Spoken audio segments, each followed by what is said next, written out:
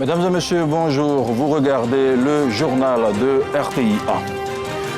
Dans cette édition, nous irons dans la région de Lanyébi-Tiassaro, la première pierre d'un centre de convalescence et de restauration physique et spirituelle a été posée par les autorités. L'établissement, le premier du genre en Côte d'Ivoire, sortira de terre à Saint-Grobeau. Son coût de réalisation est estimé à 27 milliards de francs CFA. Dans le département de Jacquesville, l'église Papa Nouveau organise son jubilé à Toukouzou, aux Alem, son 22e pèlerinage a rassemblé des milliers de fidèles. Dans leur quête de rassembler, sinon de ressembler à leur prophète Papa Nouveau, les fidèles ont prié pour la paix en Côte d'Ivoire. Et puis aux Philippines, le super typhon Mangui, également appelé Pépito, a causé d'énormes dégâts, laissant dans son sillage des arbres déracinés, des lignes électriques couchées et de toitures arrachées. L'archipel est en proie à sa 6e tempête majeure en seulement un mois. Merci de regarder RTI1 pour le renforcement de la mobilité dans le Grand Abidjan. La MUGA et la région des Grands Ponts viennent de signer une convention de partenariat. L'accord marque une avancée significative dans la mise en œuvre d'un mode de transport conforme aux attentes des populations de la région. Plusieurs autobus pourraient desservir la localité de Dabou dans les semaines à venir. On en parle avec Jean-Marc Djadji. Bientôt, des lignes de la Société des transports abidjanais Sotra à Dabou et des gares lagunaires à Jacquesville et Grand Laou. Pour la mise en œuvre de ce projet, le Conseil régional des Grands Ponts veut s'appuyer sur l'expertise de l'AMUGA, l'autorité de la mobilité urbaine dans le Grand Abidjan. En ce sens, une convention cadre est signée par les parties prenantes en vue de situer les engagements de chacune des entités. Comment déplacer les hommes, comment déplacer les marchandises en sécurité, au moindre coût et le plus durablement possible. Voilà la question que vous avez posée. N'étant pas des experts en la matière, nous sommes adressés donc à l'AMUGA qui est de voir comment nous pouvons développer justement ces projets-là, tant au niveau terrestre, au niveau logistique. La Sotra c'est arrivé à Songo déjà, donc très bientôt on va poursuivre les démarches avec la Sotra pour que ça puisse aussi arriver à Dabou. Le balisage et le traçage des voies d'eau pour que les bateaux puissent arriver en sécurité et qu'on puisse naviguer communément sur ces plans d'eau-là. Et effectivement, c'est des projets qui sont en cours pour la population. Autre objet de ce partenariat, la création d'une gare routière dans la ville de Dabou en vue de faciliter le transport des marchandises et des personnes. Plus de 75 milliards de francs CFA seront mobilisés par l'État pour la réalisation des projets de transport urbain, terrestre et fluvio-lagunaire dans le Grand Abidjan d'ici 2030. Un financement qui profitera au Conseil régional des Grands Ponts qui envisage de faire de sa région un hub du transport urbain pour le bien-être de sa population. Depuis sa création, le barreau de Côte d'Ivoire a été un pilier de la justice et un acteur clé du développement économique et social de Côte d'Ivoire. L'institution a célébré en début de mois son 65e anniversaire sous le thème « Avocats et sécurité juridique ». C'était en présence de plusieurs personnalités de haut rang. Madame le bâtonnier, maître Florence Louan-Messan, avocate spécialisée en droit bancaire et l'invité du magazine du dimanche. Merci d'être avec nous, maître. Merci de nous recevoir. Alors, il est bon de rappeler aux téléspectateurs que vous êtes la première femme à occuper cette haute responsabilité en Côte d'Ivoire. Alors, est-ce que c'est pour vous le couronnement de plusieurs années de service, de travail au service de l'Ordre des avocats de Côte d'Ivoire? Ce n'est pas en tant que tel un couronnement, parce que ce n'est pas l'achèvement d'une carrière. Mais en tous les cas de cause, pour moi, c'est l'occasion pour moi de servir mes confrères après avoir servi pendant plusieurs années au sein du Conseil de l'Ordre. D'accord. Alors, on va revenir vers vous tout à l'heure. Ça sera en fin d'édition pour un décryptage un peu plus approfondi des 65 ans de votre institution. À votre disposition. On poursuit ce journal avec un centre de convalescence, de restauration physique et spirituelle et de bien-être qui va être construit à Saint-Grobeau. Je vous le disais en ouverture d'édition, il est dans le département de Tahabo. La pose de la première pierre s'est déroulée à l'initiative de la Fondation Thérèse Ayandriyoman, la Fondation Fotani. Il sera réalisé sur une superficie de 10 hectares pour un coût estimé à 27 milliards de francs CFA. Eugène Atoubé. Saint-Grobeau, village dans le département de Tahabo, va abriter le premier centre de convalescence et de restauration physique et spirituelle de Côte d'Ivoire. La première pierre de l'établissement sanitaire est posée par André Yoman Thérèse, présidente de la fondation Fotani. C'est justement cette fondation qui offre aux populations de Saint-Grobo ce centre en construction. Depuis 2014, je caresse un rêve de construire un centre de convalescence et de repos sur ce site merveilleux dans les collines. C'est un centre de transit, d'abord entre l'hôpital et la maison, et aussi un centre de repos pour ceux qui souhaitent vivre dans un environnement sain, agréable et paisible. Le centre de convalescence et de restauration physique et spirituelle à Saint-Grobo sera bâti sur une superficie de 10 hectares pour un coût estimatif de 27 milliards de francs CFA. Le directeur de cabinet adjoint du ministre de la Santé et de l'Hygiène publique, professeur Kuntele Gonasoro, a salué l'initiative de la Fondation Fotani qu'il a qualifiée d'action pionnière. C'est que ce centre vient combler un vide. Créer un centre de convalescence, c'est un besoin, c'est l'utilité publique. Mais en avons-nous la capacité opérationnelle? Madame le professeur Ndriouma, vous avez bien compris qu'un centre de convalescence et de restauration physique et spirituelle présentait un intérêt. Donc c'était un besoin pour la population, qu'elle soit malade ou non, pourvu qu'elle ait recours à un besoin de repos. La construction du premier centre de convalescence et de restauration physique et spirituelle de Côte d'Ivoire se fera par une levée de fonds sur les marchés financiers, mais aussi par une participation financière collective des Ivoiriens. La mutuelle des agents de la Direction générale des impôts vient de tenir son assemblée générale ordinaire. L'engagement solidaire, c'était le thème de l'AG. Les participants ont dressé le bilan de l'année écoulée. Ils ont aussi fait des recommandations. Naomi Mokla, Sephora Zegui. C'est un rendez-vous annuel pour la mutuelle des agents de la Direction générale des impôts. Ils sont réunis à l'occasion de l'assemblée générale ordinaire. L'ordre du jour, présenter le rapport de gestion du conseil d'administration, dresser le bilan de l'année écoulée et soumettre des projets de résolution. L'assemblée générale qui nous réunit donc est destinée quasi exclusivement à la reddition des comptes pour l'exercice clos au 31 décembre 2023. L'engagement solidaire, c'est le thème que nous avons choisi pour orienter nos travaux. Son choix repose sur le fait que, pour nous, chaque mutualiste doit être le miroir de la mutuelle et que chaque mutualiste doit se mettre à la disposition des autres mutualistes et à la disposition des mutuelles. En ce qui concerne l'exercice 2023, dont les comptes sont présentés aujourd'hui en 2024, nous avons un bilan global en actifs et en passif, 33 634 millions environ. Et avec la gestion, nous avons pu obtenir, j'allais dire, un résultat, pour ne pas dire un excédent d'exploitation, d'autour de 795 millions, ce qui est un peu en deçà du résultat de 2022, qui était lui à 878 millions à peu près. Et pour cette Assemblée générale, nous avons 2 projets de résolution. Demander aux délégués de transférer au conseil d'administration la possibilité d'adopter le budget déjà en conseil d'administration.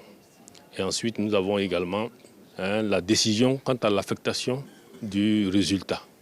C'est-à-dire, qu'est-ce qu'on fait du résultat qu'on a obtenu, les 795 millions. La mutuelle des agents de la Direction générale des impôts est une organisation sociale composée de 146 membres. Elle mène des actions de prévoyance, de solidarité et d'entraide à l'endroit de ses membres dans le strict respect des règles établies. Dans le domaine de la formation professionnelle, le projet Overstep affiche de bons résultats. Il vise à renforcer les compétences des jeunes et du personnel encadrant des établissements de formation professionnelle. 4 ans après son lancement, il compte à ce jour plus de 400 mobilités pour les former les enseignants et les personnels administratifs. Les différentes parties prenantes ont dressé en octobre dernier le bilan de la phase pilote. On en parle avec Isaïo. 400 jeunes et encadreurs des établissements de formation professionnelle ont vu leur capacité renforcée grâce au projet Overstep d'un coût total d'environ 1,6 milliard de francs CFA. Ce projet a permis pendant 4 ans à de nombreux enseignants, formateurs et apprenants d'effectuer des échanges entre l'Afrique et l'Europe. Nous visons à continuer cette collaboration. Nous sommes très ouverts à cette continuation des partenariats entre Europe et Afrique. L'initiative Overstep a donné l'opportunité à 4 enseignants européens, 2 Italiens et 2 Espagnols, de fouler le sol ivoirien, tandis que 21 Ivoiriens, dont 10 apprenants, ont participé à des stages pratiques à Bordeaux et à Malte. Une alliance intercontinent que salue la tutelle. Et nous pensons que le bilan de ce projet qui s'est déroulé pendant 5 ans est positif et qu'il est bon donc de le pérenniser, mais naturellement en l'élargissant à d'autres établissements de formation professionnelle de notre ministère. 170 étudiants et 155 formateurs issus des 10 pays africains, dont la Côte d'Ivoire, et 66 formateurs européens en provenance d'Italie, d'Espagne et de France ont pris part à Overstep. La fin de ce projet, le 31 octobre dernier, ouvre la perspective de plusieurs échanges, de nouvelles opportunités de collaboration et de développement professionnel. Elle ouvre également la voie à de futures initiatives similaires pour favoriser la coopération intercontinentale en matière de formation professionnelle. L'ONG Gogenta intensifie ses actions aux côtés du gouvernement. Elle s'engage surtout à promouvoir l'exploitation aurifère à petite échelle en Côte d'Ivoire. À Tingrela, elle vient de lancer la seconde phase d'un projet qu'elle réalise depuis 2023. L'idée est d'apporter un appui à la sécurisation et à la valorisation de l'exploitation aurifère artisanale pour le développement et la cohésion sociale. Un projet financé par l'Union européenne à hauteur de 6 milliards de francs CFA. Jean-Marc Djadji. Le lancement du projet Secorsi 2 a été l'occasion pour les équipes du Gogenta de présenter les acquis de la phase pilote. Si vous posez la question à un artisan minier qui a peut-être trouvé plusieurs grammes d'or, il vous dira que c'est un bienfait. Si vous demandez à une marchande qui voit tout d'un coup sa clientèle augmenter, elle sera contente. Si vous posez la question aux forces de l'ordre qui ont affaire à des tensions, à peut-être des faits de criminalité, je pense que là, vous entendrez quelque chose d'un peu différent sur la vision de leur paillage. Pour soutenir le gouvernement, 3 infrastructures socio-sécuritaires majeures vont bientôt sortir de terre. Un centre de protection civile, un cantonnement des eaux et forêts et un commissariat mixte. Autant d'actions qui feront le bonheur des populations. Le projet Secorsi 2 va coûter 6,4 milliards de francs CFA, un financement de l'Union européenne. L'autorité de régulation des jeux de hasard était récemment tournée dans le nord du pays. À Korogo, l'ARJH a mené des sensibilisations contre les jeux de hasard illégaux. Les enjeux fiscaux, économiques et sécuritaires liés à ce phénomène étaient au cœur de la sensibilisation. La correspondance d'Ami Sissoko.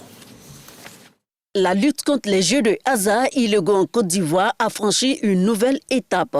À Korogo, l'autorité de régulation des jeux de hasard ARJH a organisé une rencontre avec le corps préfectoral des régions de Poro, Bagoué, Tchologo, Folon et Kabadougou. Elle vise à renforcer la sensibilisation et intensifier les efforts contre les acteurs illégaux de ce secteur, tout en limitant leurs conséquences socio-économiques.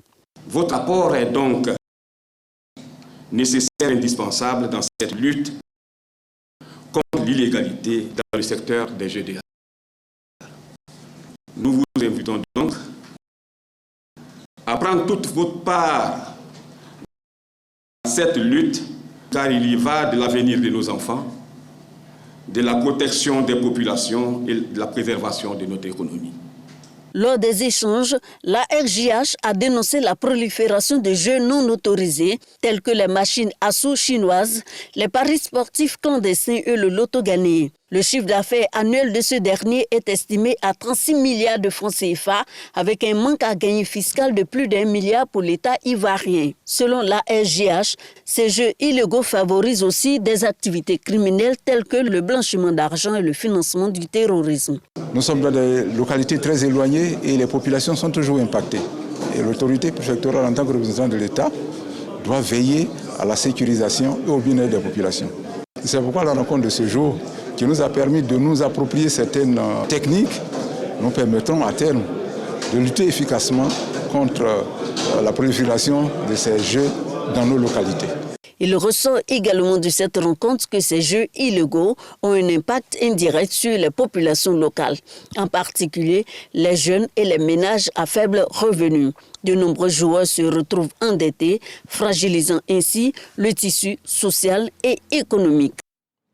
Demain, 18 novembre 2024, l'Afrique célèbre les statistiques pour montrer l'importance de cet outil d'aide à la décision et surtout promouvoir des statistiques beaucoup plus fiables.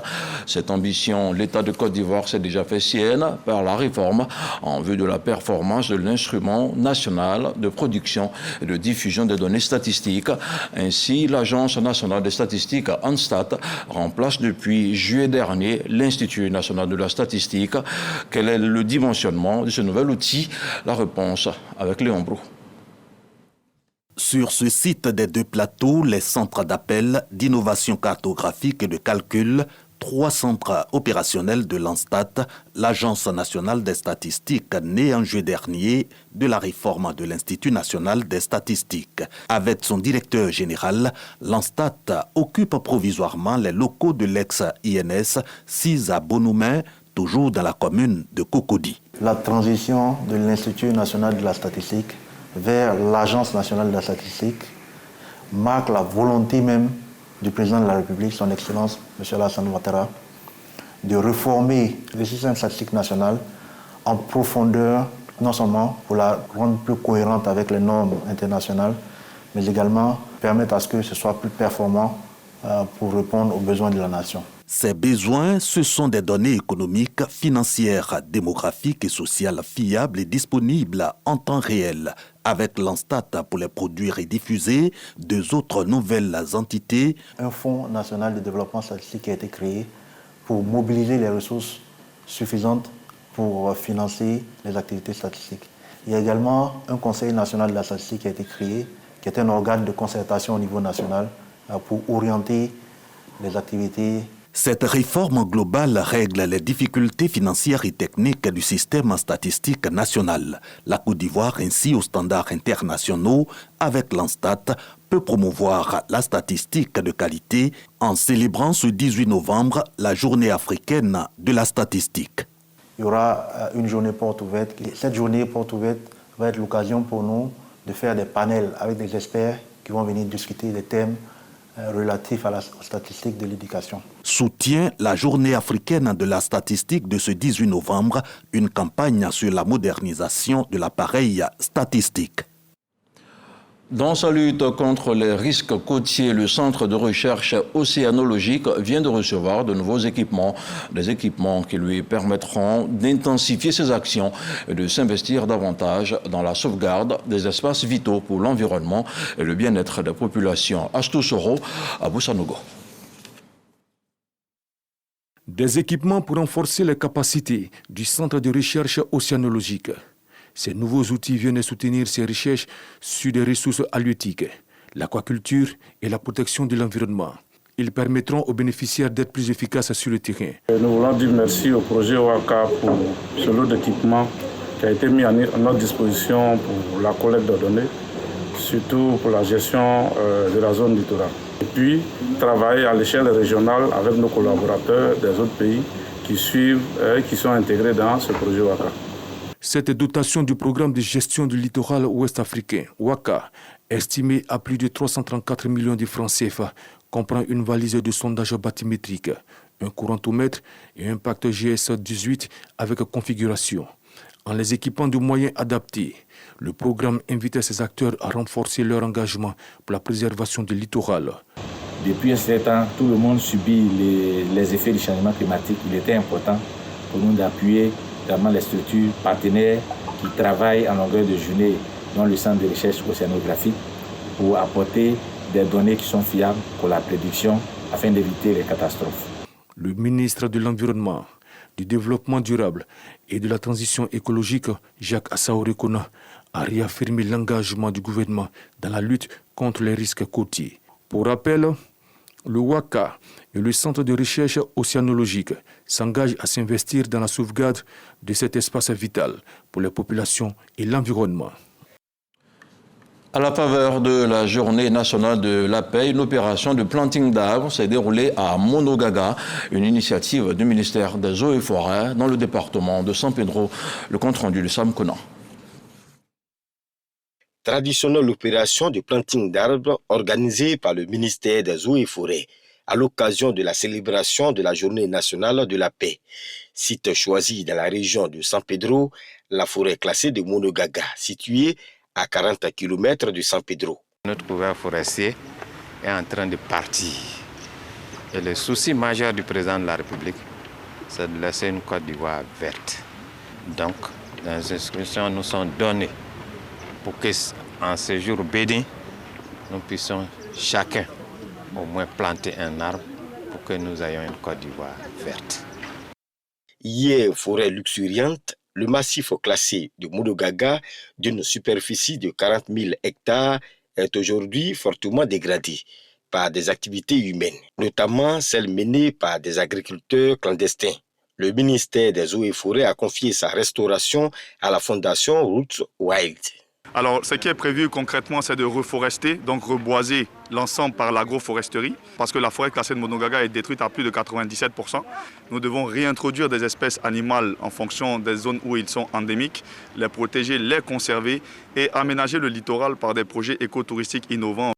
Le préfet des régions, Ousmane Koulibaly, invite les populations à cultiver la paix et la cohésion. Il les exhorte à participer à la restauration de la forêt classée de Monogaga à travers l'agroforesterie. On reste dans le ton de la journée nationale de la paix avec l'union des Minyamba et Amis qui était de sortie dans un esprit de fraternité. Elle a commémoré l'instant en harmonie avec les autres communautés. Le récit de Patricia Omoitia. Depuis sa création, l'Union des Minyaka et Amis de Côte d'Ivoire œuvre pour une paix durable en Côte d'Ivoire. À chaque 15 novembre, célébrer la paix. Ça, maintenant, c'est notre 3e édition. Nous avons fait d'abord au premier à Miadi, Kachola, et c'est le 3e édition à Soubré. Toutes les communautés ont répondu à notre appel par rapport à célébrer vraiment la paix. Le préfet de la région de la Nawa a insisté sur le rôle clé du vivre ensemble dans une région où la diversité ethnique est une richesse. J'encourage cette initiative de l'UMASI.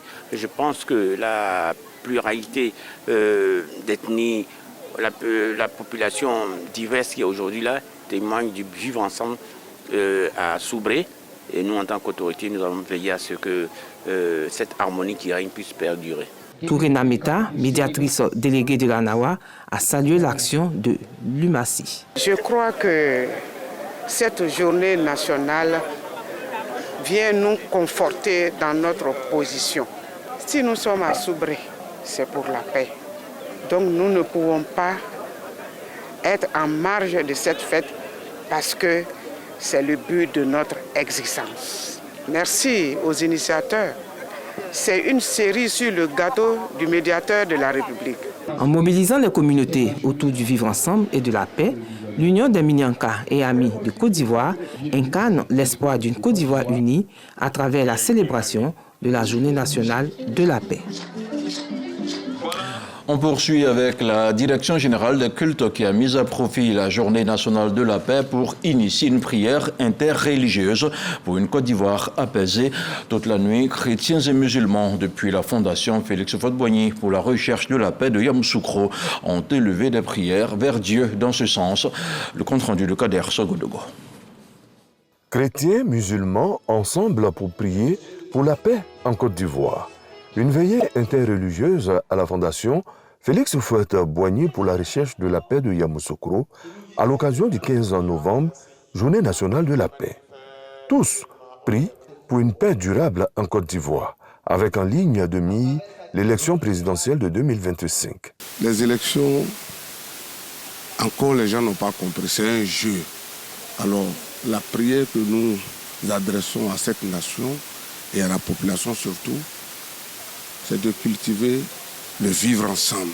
Et je pense bien que l'Éternel a déjà sa main sur la Côte d'Ivoire.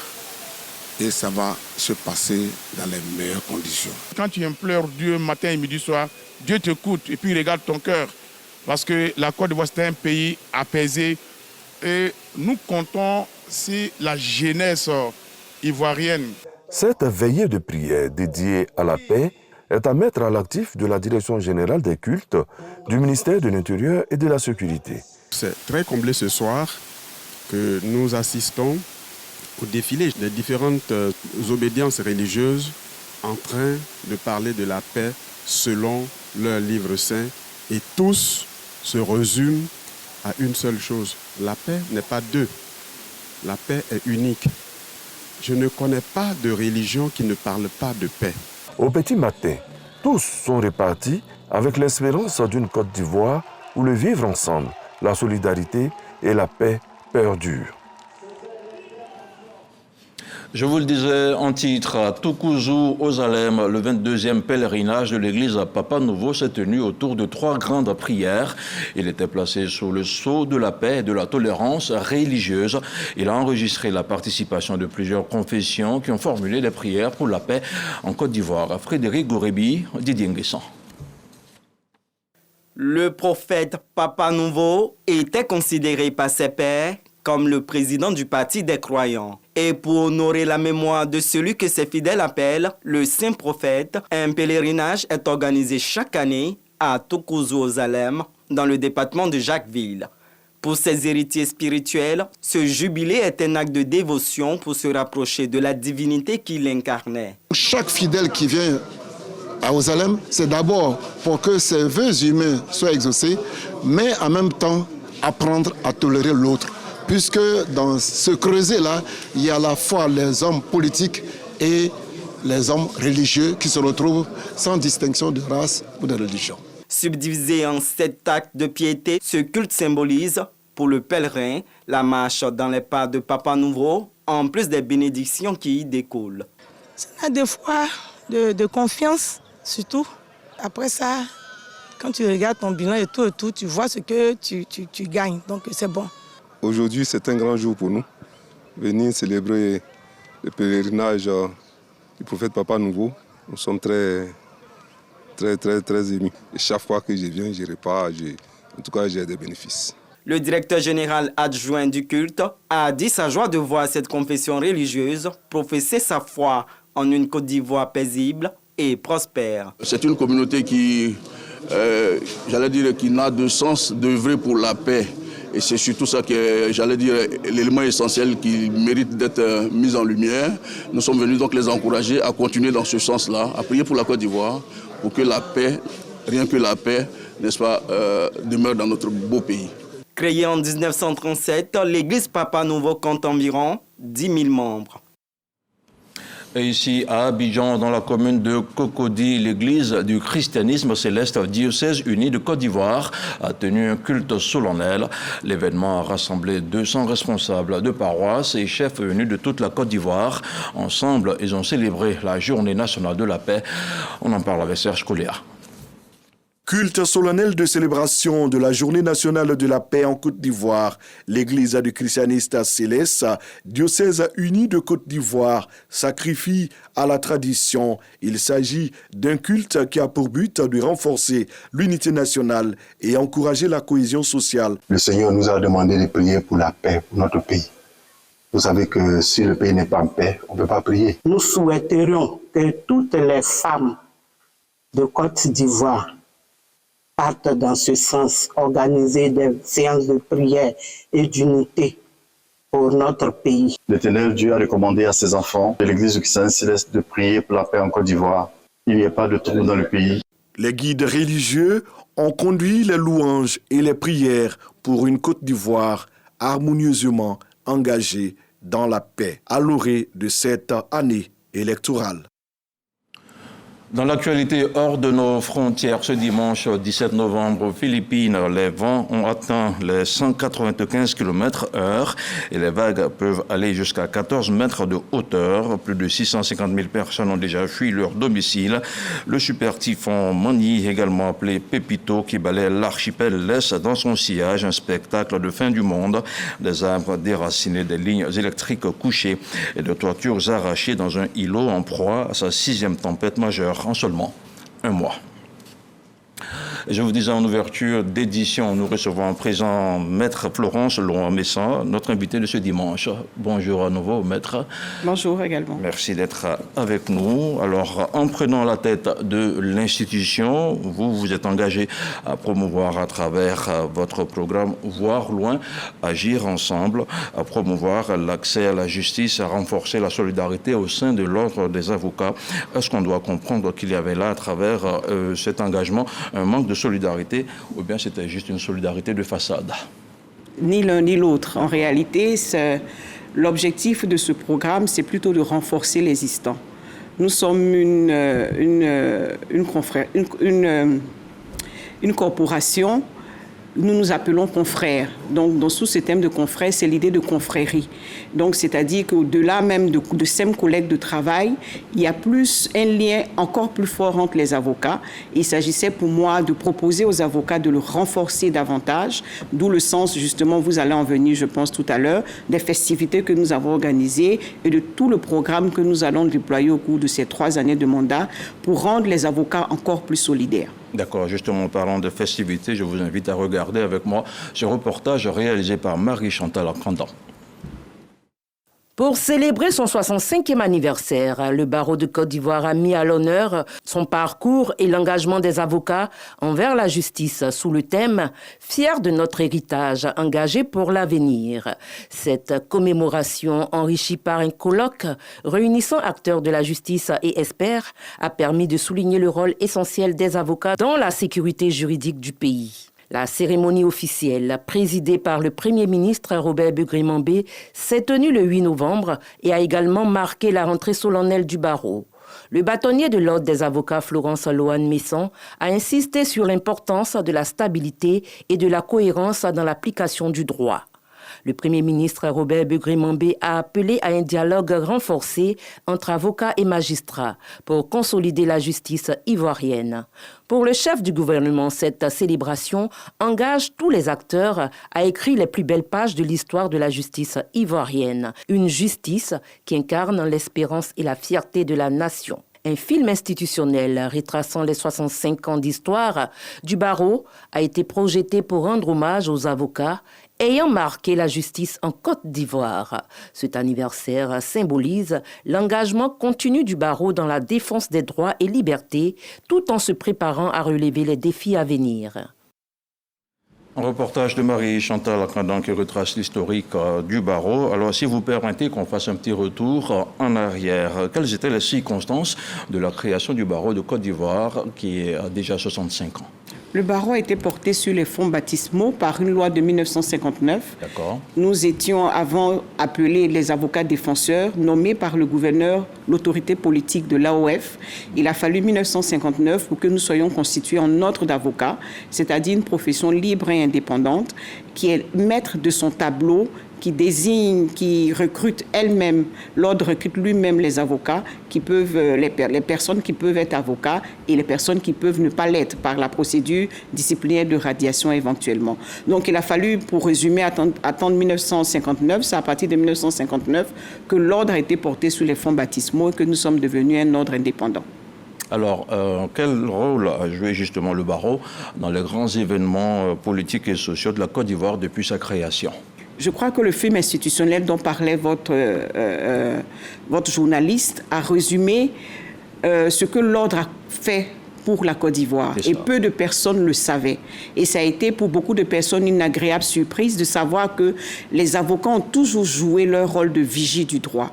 Nous étions là en 1992, lorsque la Côte d'Ivoire luttait, les politiques luttaient pour pouvoir instaurer le multipartisme en Côte d'Ivoire.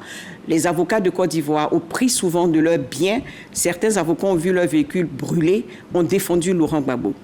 Les avocats de Côte d'Ivoire étaient également là, aux côtés du président Alassane Ouattara, lorsqu'il a fallu le défendre, lorsqu'il a été aux prises avec les affres de la justice.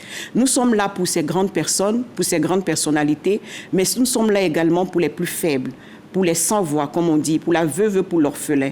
Nous sommes de tous les combats, là où les droits où les droits humains doivent être défendus, il y a nécessairement un avocat. Alors vous êtes là pour les personnalités, vous êtes là également pour les populations en griffe, mais justement comment est-ce que celles-ci peuvent s'approprier votre rôle auprès d'elles? Parce que j'ai dit depuis le début de mon mandat, nous voulons nous rapprocher des justiciables. Et nous le faisons déjà par les activités que nous avons menées déjà l'année dernière sous le mandat du bâtonnier Claude Maintenon, avocat dans la cité, et nous le ferons davantage par différentes activités que nous mènerons, la robe à l'école pour nous rapprocher des plus jeunes, pour pouvoir faire de l'initiation au droit dans les écoles. Nous continuerons l'activité La robe à l'école. Nous ouvrirons des bureaux d'assistantes de victimes au sein de la maison de l'avocat. Alors, pour rester dans le ton de la célébration des 65 ans du barreau, dites-nous comment il a évolué au fil des temps en termes de taille, en termes de composition et surtout en termes de mission. La mission de l'avocat n'a jamais changé, c'est celle de la défense. Parce que avocat signifie appeler au secours. Et depuis la nuit des temps, nous sommes toujours appelés au secours et nous répondons à cet appel. Par contre, nous sommes obligés de nous adapter aux contraintes, aux exigences du temps moderne. Et c'est pour cela que nous étions, je vous parlais de la loi de 1959, ensuite nous avons évolué avec la loi de 1981 et nous sommes régis désormais depuis 2015 par un règlement communautaire qui a accordé beaucoup plus de droits aux avocats et qui a réaffirmé les droits des avocats. Par exemple, l'immunité de la parole lorsque nous plaidons, qui a réaffirmé l'immunité dont bénéficie l'avocat, le cabinet d'avocats, autant de droits qui ont été consolidés dans notre règlement communautaire de 2015. D'accord. Alors, quelles ont été les principales influences internationales et nationales, justement, sur le développement du barreau? D'influence internationale, non. D'influence communautaire, oui. Parce que le barreau était régi par une loi de 81 qui était une loi nationale. Maintenant, nous avons un règlement communautaire qui est commun aux 8 pays de l'UEMOA. Donc, si vous allez au Burkina, vous allez au Bénin, c'est la même loi qui régit les avocats de Côte d'Ivoire et les avocats burkinabés. Alors, notre génération, elle connaît très bien l'ancien patron du barreau que vous avez remplacé. Quels sont les événements ou les personnalités politiques, les personnalités qui ont marqué justement l'histoire du barreau de Côte d'Ivoire, en dehors de Maître Maintenon? Si vous, cette année, j'ai envie de dire que vous verrez que nos 7 bâtonniers, il y a 7 bâtonniers qui m'ont précédé. Ils ont été élevés déjà par le ministre de la Justice dans l'ordre, ils ont été élevés en tant que commandeurs dans l'ordre de la justice. Ils ont été encore élevés par le grand chancelier. Ils ont été commandeurs dans l'ordre du mérite national. C'est-à-dire que nos bâtonniers, c'est-à-dire ceux qui tiennent les rênes de notre ordre professionnel, ont beaucoup donné à la Côte d'Ivoire et la Côte d'Ivoire reconnaissante les a récompensés cette année à 2 reprises. Alors, quelles sont justement les relations du barreau avec les autres institutions judiciaires et le pouvoir public? Notre règlement de 2015 dont je vous parlais élève l'ordre des avocats au rang d'une institution. Cela est très peu connu, cela est très peu su. Nous sommes une institution au service public de la justice. Et donc, dès ma prise de fonction, il m'a paru nécessaire de réaffirmer notre place en qualité d'institution. C'est pour cela que nous avons rendu visite au Premier ministre, à Monsieur le Premier ministre, que je remercie vivement d'avoir accepté promptement notre demande d'audience. Nous avons rendu visite au président de l'Assemblée nationale, au président des hautes juridictions de ce pays, au grand chancelier de l'ordre national, qu'ils nous ont tous reçus. Et en nous recevant aussi promptement, ils ont voulu réaffirmer l'attachement de l'État du Côte d'Ivoire, non seulement aux avocats, mais également aux valeurs que nous défendons. Alors, quelles sont les relations, sinon j'ai déjà parlé de cette question, le barreau, il contribue de quelle façon justement à la formation des avocats? Notre règlement d'exécution 2017 confie au barreau de Côte d'Ivoire la formation, le recrutement des avocats par le test d'entrée dans notre centre de formation professionnelle. Nous procédons à leur formation et ensuite ils passent le certificat d'aptitude de la profession d'avocat. Lorsqu'ils sont admis, lorsqu'ils ont le SCAPA, nous les formons encore pendant 3 ans. Ils prêtent le serment d'avocat. Ils sont avocats stagiaires pendant 3 ans et nous les formons pendant 3 ans avant d'être admis au grand tableau. D'accord.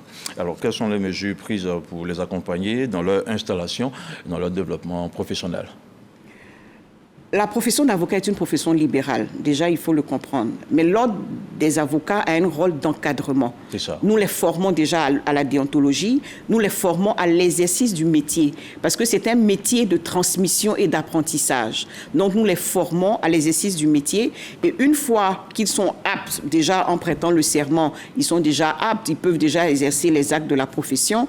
Mais en plus, nous avons prévu dans le programme que j'ai présenté aux avocats et que je vais mettre en œuvre, nous avons prévu de les aider à s'installer en leur faisant des prêts à taux négociés pour qu'ils puissent s'installer. Mais l'idée principale, ce n'est pas que tous les avocats puissent s'installer dès qu'ils en éprouvent le besoin. Nous voulons qu'ils aillent vers le recouvrement où on ait des grands groupes d'avocats, des grands cabinets qui peuvent compétir tant à l'intérieur du pays que compétir à l'international. Alors, vous êtes une femme, vous défendez sûrement les droits des femmes. Quelle est la place que les femmes occupent au sein du barreau et quels sont les enjeux spécifiques auxquels elles sont confrontées? Je suis une femme, mais je ne voudrais pas qu'on me ramène toujours à mon genre. Je suis une femme, mais je suis un avocat. Et en tant que tel, je défends l'homme. D'accord. Voilà, hommes comme femmes, je les défends tous. Comme avec un grand H. Avec un grand H, je les défends tous. Et donc, la femme, particulièrement pour répondre à votre question, la femme ivoirienne, la femme avocate ivoirienne, c'est une femme battante. J'ai l'habitude de le dire, j'étais la 7e candidate à briguer le poste de bâtonnier de l'ordre des avocats. C'est-à-dire que les femmes avocats de Côte d'Ivoire sont des femmes battantes, courageuses et qui ont toujours eu conscience de leur rôle au sein de la profession, au sein de la société. Ailleurs, il y a certains pays où jamais une femme n'a été candidate au bâtonnat. Donc, il faut saluer le mérite des avocates ivoiriennes. Alors, comment renforcer les liens entre le barreau et la société civile, selon vous? C'est ce que je vous disais tantôt avec les projets que nous allons développer. Il faut déconstruire l'idée que l'avocat, c'est une profession de riches et que l'avocat n'est réservé qu'aux riches. Comment l'enlever de la tête des populations? Comment l'enlever de la tête? Nous allons aller à leur contact. Dès le mois de janvier, nous serons à Yamoussoukro avec notre projet Avocat dans la Cité et nous ferons des consultations gratuites dans toute la ville de Yamoussoukro. Nous le ferons pendant toute l'année dans des villes que nous choisirons ou à la demande des maires, nous irons au contact des populations. Nous ferons également, nous ouvrirons très bientôt également notre bureau d'assistance aux victimes au sein du barreau de Côte d'Ivoire. Nous ouvrirons également un bureau d'orientation juridique parce qu'il ne s'agit pas de faire de l'assistance judiciaire gratuite à tout va. C'est un bureau d'orientation juridique. Si vous avez une préoccupation, vous pourrez venir demander une consultation à un avocat qui vous donnera une orientation juridique. Après, libre à vous pour vous déterminer, pour choisir un avocat. On en a vu d'ailleurs au cours de votre anniversaire. On a fait des plaidoiries gratuites. C'est ça, effectivement. Dites-nous enfin, comment est-ce que comptez-vous améliorer l'image du barreau auprès du grand public? C'est ce que je fais en étant avec vous, cet après-midi. C'est de leur dire déjà que l'avocat est de leur côté résolument. Nous sommes du côté des justiciables. Nous sommes du côté des justiciables. Il peut y arriver que quelques avocats aient manqué à leurs obligations déontologiques. Ça peut arriver. Mais ce ne doit pas être un argument pour que toute la corporation soit salie. C'est une des professions les plus nobles qu'il soit. Et je voudrais les rassurer que l'ordre des avocats mènera sa part des combats pour que tous ceux qui, par des comportements déviants, salissent l'image des avocats soient mis hors d'état de nuire. Parce que, comme je le disais, comme je le répète, je voudrais m'approprier les propos de Voltaire. C'est le plus bel état du monde. Et il n'y a pas de raison que quelques-uns puissent ternir cette image. Je voudrais leur dire, les avocats sont avec vous, sont à vos côtés, faites-nous confiance. Quels sont les principaux enjeux auxquels le barreau sera confronté dans les prochaines années, selon vous, en Côte d'Ivoire? Déjà, restaurer notre image. Je pense que ces festivités ont contribué peu ou prou à la restauration de notre image. Au sein des avocats eux-mêmes, construire des cabinets solides qui puissent conquérir des parts de marché. Parce que c'est vrai, nous défendons, on nous voit souvent du côté pénal, mais également la Côte d'Ivoire est une grande plateforme économique. Il faut que les avocats puissent accompagner le développement économique de la Côte d'Ivoire. Il n'est pas normal que sur des grands projets structurants, on fasse appel à des avocats étrangers, alors que nous avons des compétences locales qui peuvent accompagner l'État de Côte d'Ivoire et les entreprises. C'est pour cela que nous mettrons en place très bientôt notre programme de formation continue pour que les avocats renforcent leurs capacités et que les décideurs sachent que les avocats ont des qualités, des compétences pour les accompagner dans les marchés, pour le développement économique de la Côte d'Ivoire. Merci beaucoup, Madame le bâtonnier. C'est moi qui vous remercie. Florence Lohan-Messan. Je rappelle que vous êtes avocat spécialisé en droit bancaire. Merci encore et nous vous souhaitons une bonne mandature. Merci beaucoup. Merci beaucoup. Voilà qui referme ce journal. Je vous retrouve ce soir pour la dernière édition, le 23h sur RTI.